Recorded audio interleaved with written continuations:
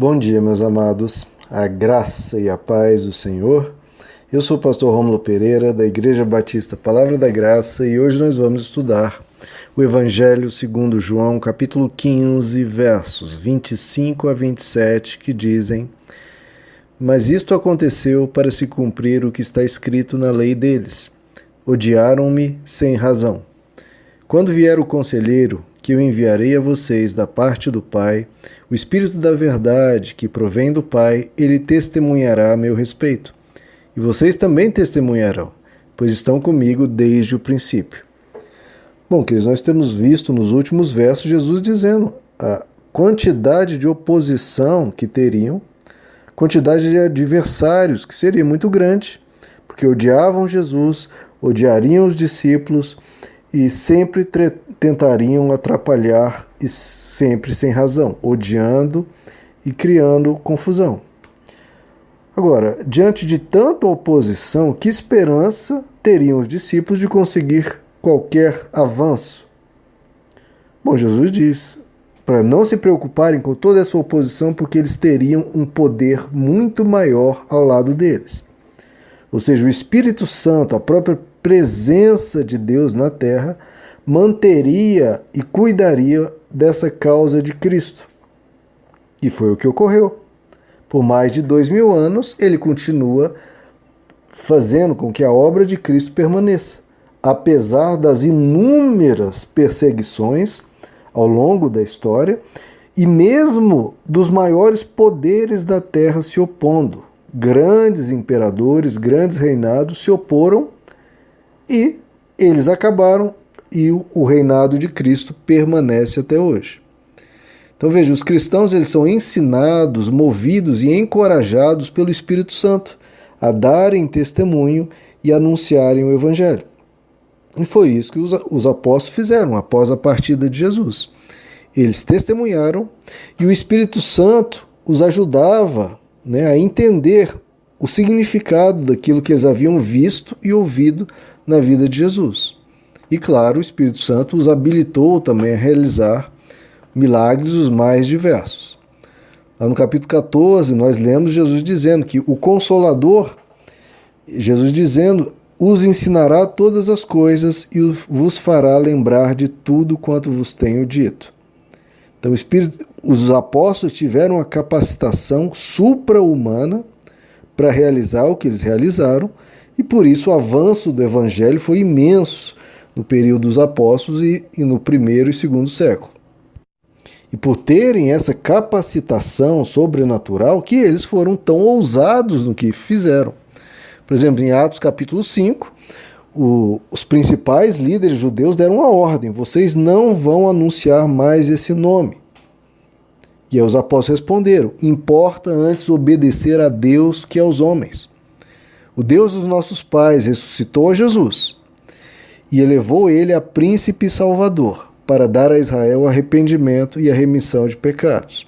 E eles dizem: e nós somos testemunhas dessas coisas, e bem assim o Espírito Santo que Deus deu àqueles que lhe obedecem. E eles ficaram enfurecidos, os judeus, e queriam inclusive matar os apóstolos, mas Deus os guardou mais uma vez. Então, o que os apóstolos fizeram por essa habilitação, por essa capacitação, foi testemunhar, seja com ensinos, com pregações, com milagres, com suas cartas e escritos, com suas vidas e, por fim, com suas mortes. Porque eles foram fiéis e fiéis até o fim, anunciando que o que eles viram era a verdade. Porque, veja só, ninguém está disposto a morrer por uma mentira. Porque algumas pessoas dizem: será que não foi uma invenção ou algo que eles estavam querendo ganhar algum dinheiro em troca? Bom, eles não ganharam nada, pelo contrário, perderam absolutamente tudo e até a vida. E uma mentira, ninguém está disposto a morrer por uma mentira.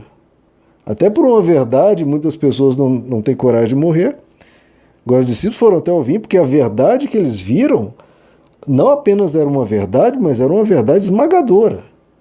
Uma verdade que eles sabiam que daria a eles uma vida que venceria qualquer morte, poderiam matar eles, poderiam fazer o que for. A verdade que eles tinham estava muito acima de qualquer morte ou qualquer condição física a qual eles fossem submetidos. Essa consciência eles tinham, que a verdade que eles tinham estava acima de tudo, valia mais do que tudo e valia a pena até mesmo passar por morte, vergonha e perda de bens. O apóstolo Pedro, na sua segunda carta, num trecho que eu gosto bastante, no primeiro capítulo ele diz: nós não seguimos fábulas engenhosamente inventadas, quando vos fizemos conhecer o poder e a vinda do nosso Senhor Jesus Cristo, pois nós mesmos fomos testemunhas oculares da sua majestade. Então ele está dizendo, não foi que alguém me falou, ou eu ouvi falar, não, eu fui testemunha ocular, eu estava lá, meus olhos viram. Ele diz, Jesus recebeu de Deus, Pai, honra e glória, quando pela glória magnífica lhe foi dirigida a seguinte voz: este é o meu Filho amado em quem me comprazo. Ora, essa voz, vinda dos céus, nós a ouvimos estando com ele no Monte Santo.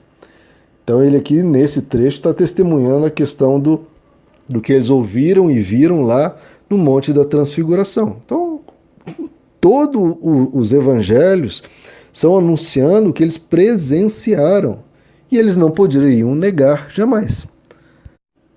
Lucas, no seu evangelho, logo no início do seu evangelho, ele diz: visto que muitos têm empreendido fazer uma narração coordenada dos fatos que entre nós, veja só, entre nós realizaram, segundo nos transmitiram os que desde o princípio foram testemunhas oculares e ministros da palavra, também a mim, depois de haver investigado tudo cuidadosamente desde o começo, pareceu-me bem escrever uma narração em ordem, para que conheçam plenamente a verdade das coisas que nos foi passada.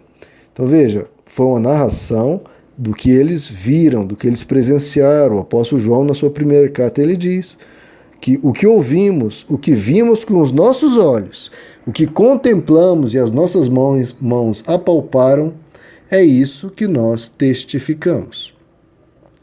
Então o anúncio dos discípulos, dos apóstolos, foram o que eles viram e capacitados pelo Espírito Santo para realizar essa missão.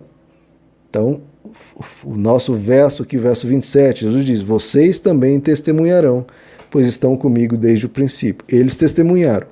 O Espírito Santo testemunhou, através dos discípulos e no coração de milhares de pessoas.